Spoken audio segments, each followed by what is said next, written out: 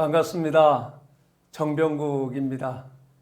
그동안 독서 훈련을 시작한 지 벌써 10년이 됐습니다. 10주년을 맞이해서 여러분들을 뵙게 되니까 정말 감회가 새롭고 정말 여러분들에게 감사한 생각입니다. 처음에 독서 훈련을 시작한다라고 했을 때 많은 사람들이 반신반의했습니다. 처음에는 훈련받는 장병들이 독서 훈련이라는 게 웬 말이냐 하는 얘기도 있었고요. 그러나 시대적 흐름과 변화는 이러한 것들을 막을 수가 없었습니다. 마침 불행 중 다행이라고나 할까요? 해병대 부대에서 병기 사고가 일어났을 때 이러한 근본적인 병력 문화를 어떻게 바꿀 것인가 하는 고민이 있었고요. 이런 문제는 급기야 국무회의까지 회의 주제로 올라왔습니다. 다행스럽게 그 당시에 제가 문화체육관광부 장관을 역임하고 있었고 그 장병들에게 독서 훈련을 시키는 게 어떻겠느냐 하는 얘기를 했습니다. 군대 생활에서 여러 가지가 다 어렵고 힘들지만 그 중에서 제 경험으로 통해서 보면 가장 힘들었던 것은 내무반 생활이었습니다. 군대 내무반 생활에서 모든 사람들이 책에 열중할 수 있는 분위기만 된다라고 하면 쓸데없는 후배들 구타라든지 이럴 겨를이 없을 것이다 라는 생각을 했고, 이런 문화를 만드는 것이 어떻겠느냐 제안을 했더니 그 당시에 국무회의에서 채택이 됐고, 또 이렇게 해서 독서 훈련을 시키자라고 시작을 했습니다. 그런데 벽에 부딪혔습니다. 우리 문화체육관광부 담당관하고 국방부 담당관하고 실무자들끼리 만나서 의논을 했는데 국방부 실무진들께서는 처음에 상당히 난색을 표명하게 됐습니다. 그래서 전면적으로 실시하지를 못했고, 첫 번째 시작한 것이 2012년도 그 50개 부대를 우선 먼저 시범적으로 한번 해보자 라고 시작해서 했던 것이 지금 10년째, 지금 10년이 지난 이 시점에서는 400개 부대를 시행하고 있습니다. 처음에 모든 예산을 문화체육관광부가 됐습니다마는 처음에 문화체육관광부 내부에서도 반발이 심했습니다. 이거는 국방부가 해야 될 일인데 왜 문화체육관광부가 해야 되느냐 하는 의견들도 있었습니다. 그래서 저는 이런 얘기를 했습니다. 국방부가 담당은 하고 있지만 60만 대군 그 장병들은 대한민국 국민이 아니냐 이런 얘기를 했고요. 그래서 우리가 지금 독서 진흥에 많은 예산을 쓰고 법도 만들고 있는데 그러면은 똑같은 국민이라고 하면은 그 60만 대군 장병들도 이러한 혜택을 봐야 될 것 아니냐 하는 얘기를 하게 됐고요. 그 이후에도 이런저런 이유를 들어서 부정적으로 보는 사람들이 많았지만은 결국은 국방부 내부에서도 그 이후에 결과를 놓고 보면 병력 문화 개선을 하는데 이 독서 훈련만큼 그 더 효과적인 것이 없었다는 것이고요. 또 우리 문화체육관광부 차원에서 보더라도 그 어떤 계층을 대상으로 이만한 예산을 가지고 이만큼 독서 진흥을 시키는데 효과가 컸던 분야는 없었습니다. 결국 이렇게 성공할 수 있었던 것, 50개 부대에서 많은 우려를 가지고 출발했던 이 독서 훈련이 지금은 이제 문화체육관광부에서 300개 부대의 예산을 대고 있고 또 국방부가 매칭으로 100개 부대의 예산을 대고 있는 상황이 됐습니다. 이제 독서 진흥을 한다는 데 있어서 국방부에 있어서도 이 효과를 알게 됐고 적극적으로 나서게 됐다는 것이죠. 이제 문화체육관광부 차원에서 보면 국방부까지 나서서 독서 훈련을 시키고 독서 진흥 활동을 한다라고 하는 것은 정말 진일보한 것입니다. 이러한 것이 저는 대한민국을 선진국으로 이끄는 힘이라고 봅니다. 제가 병력문화개선특별위원회, 군인권 개선 및 병력문화개선특별위원회 위원장을 맡고 병력문화 개선을 위해서 많은 연구를 했고 많은 토론을 했습니다. 선진국들의 병력문화는 어떠한지, 그러한 것을 벤치마킹을 하기 위해서 영국과 이스라엘을 다녀온 적이 있습니다. 저는 영국보다는 이스라엘이 굉장히 저에게는 인상적이었습니다. 현역이 16만이고 예비군이 16만, 32만입니다. 엄청난 군이 가지고 있는 영향력은 컸습니다.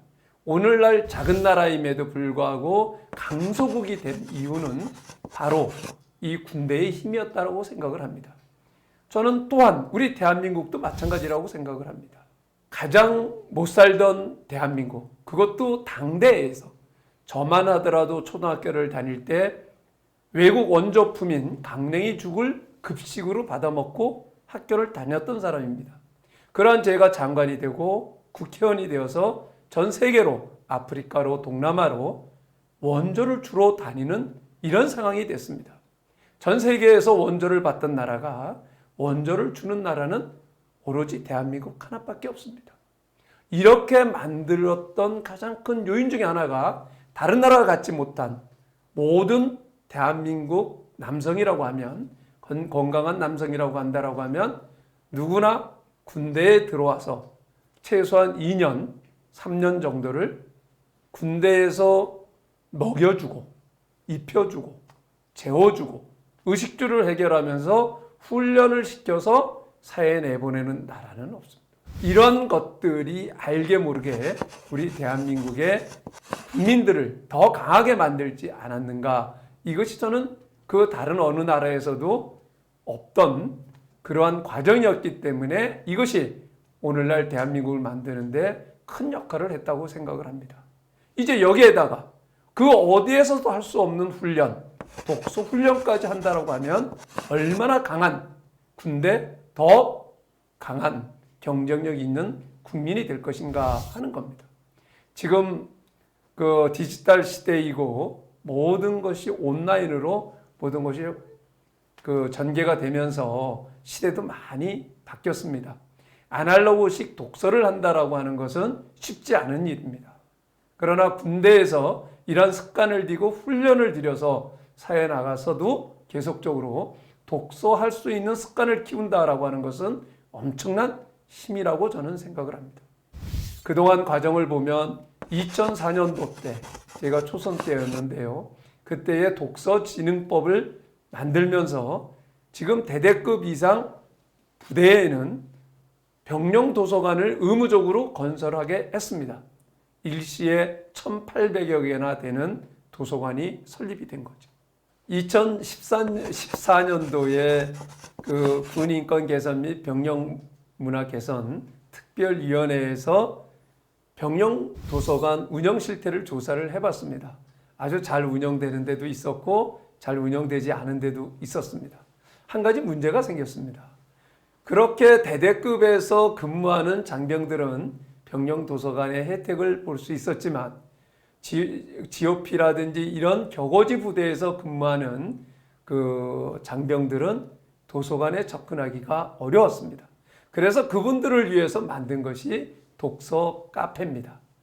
공공 디자인 학계에서 재능 기부를 해서 컨테이너 박스를 예쁘게 디자인을 해서 거기에다가 약 500권 상당의 도서를 기증을 하고 또 그 공간은 그 부대 내에서 가장 가고 싶어하는 공간이 되어야 된다 하는 신념하에서 온돌 마루를 깔고 에어컨이 나오는 이런 공간을 만들었던 겁니다. 그래서 이러한 것들을 기부하는 운동을 전개를 해서 그동안 한 120여 개의 독서 카페가 생겼고 이것을 그 효용성을 바라본 국방부는 이제 본격적으로 예산을 편성을 해서 이제 거의 모든 격오지 부대의 독서 카페가 완성이 된 걸로 알고 있습니다. 저는 이것이 병영 문화를 개선을 하고 대한민국을 바꾸는 힘이라고 생각을 합니다. 10년 동안 독서 훈련을 운영을 해오면서 아마 여러분들이 없었다라고 하면 여기까지 오지 못했을 거라고 생각을 합니다. 이만큼의 예산을 가지고 이렇게 계속 확장이 되어가면서 많은 효과를 가져왔던 정책은 없었다라고 생각을 합니다. 이게 가능하게 만들었던 것은 바로 이 자리에 계신 우리 독서 코칭 선생님들, 그리고 이것을 운영해왔던 담당관들, 여러분들의 열정이 아니었으면 불가능했다라고 생각을 합니다. 정말 이 자리를 빌어서 진심으로 감사하게 생각을 합니다. 제가 많은 제도도 만들어 보고 또 많은 예산을 투입해 가면서 여러 가지 정책도 시행을 해봤지만 정말 이 결과를 내기가 어려웠습니다. 이런 결과를 낼 수가 있었던 것은 바로 여러분들과 함께 이것을 집중적으로 해왔던 사랑의 책 나누기 운동본부 관계자 여러분들이 덕이라고 생각을 합니다. 사랑의 책 나누기 운동본부 얘기를 하면 제가 이 얘기를 뺄 수가 없는데요. 이거를 처음에 저로 하여금 하지 않으면 안 되게 만들었던 분이 바로 민승현 본부장이라고 하시는 분인데요. 이 사랑의 책 나누기 운동을 통해서 그 병영도서관 짓기 운동, 책 보내기 운동 이런 걸 얘기를 한다라는 얘기를 듣고 이거는 국가가 해야 될 일을 어떻게 민간이 하십니까? 그 사제까지 털어가면서 그런 일을 하셨던 거예요. 그분하고 죽이 맞아서 그때부터 함께 시작을 했던 것이 여기까지 왔던 겁니다. 저는 이런 것을 통해서 보면서 정말 이 시대를 변화시키고 사회를 변화시키고 하는 힘은 바로 엄마로부터 나오는 게 아닌가.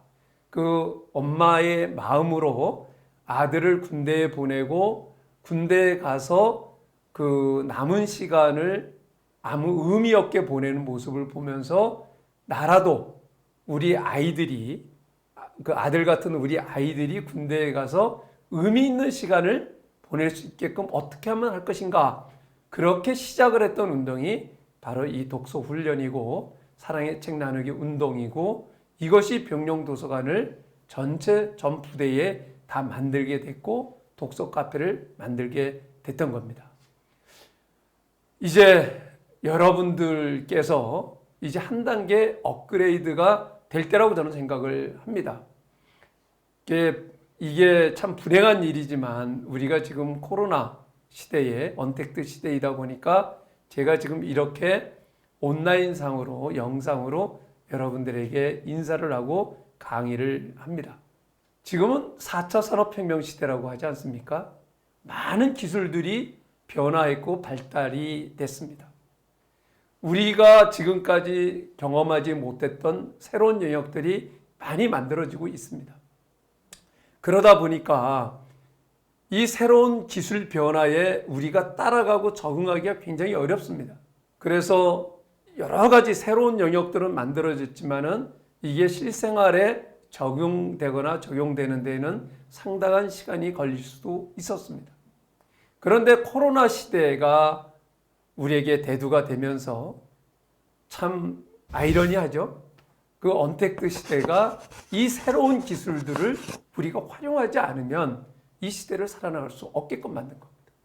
그래서 4차 산업혁명 시대의 기술 변화를 이 사회에 적응하고 인류에게 적응되는데 한층 그 기간이 단축돼서 지금 여러분들과 줌으로 온라인으로 이렇게 강의도 할 수가 있게 됐고 또 비대면으로 모든 일을 할 수 있게 된 겁니다. 이제 이러한 강연도 훈련도 독서 코칭도 그 비대면과 대면을 혼용해서 하게 되면은 저는 시너지 효과도 훨씬 높게 나타날 거다라고 생각을 합니다. 좀 더 새로운 4차 산업혁명 시대의 기술들을 활용을 한다라고 하면 지금 400개 부대가 아니라 모든 우리 전군이 이 독서 훈련을 경험할 수가 있고 접할 수가 있다. 이렇게 생각을 합니다. 이제 우리가 여러분들이 이것을 전군이 함께 할 수 있는 이러한 쪽으로 어떻게 접목시키고 어떻게 운영하면 가능할지 좀 더 함께 고민했으면 하는 생각입니다. 이제 10년이 됐습니다. 10년이면 강산도 변한다고 합니다. 그러나 여러분들이 노력은 강산을 변화시키는 게 아니라 시대를 변화시키고 있는 겁니다. 그 시대의 변화의 중심에 또 대한민국 변화의 중심에 대한민국의 선진국 중심으로 가는 데에 중심에 바로 여러분들이 계시다라고 하는 자부심을 가지시고 더 한층 우리 독서 훈련하는 책, 그러니까 한 손에는 총, 한 손에는 책을 들고 또 어떤 면에서는 총을 놓고도 책만 가지고 세계 인류 평화를 지킬 수 있는 대한민국 군대가 되기를 간절히 바라면서 다시 한번 여러분들에게 고맙다는 말씀을 드립니다. 고맙습니다.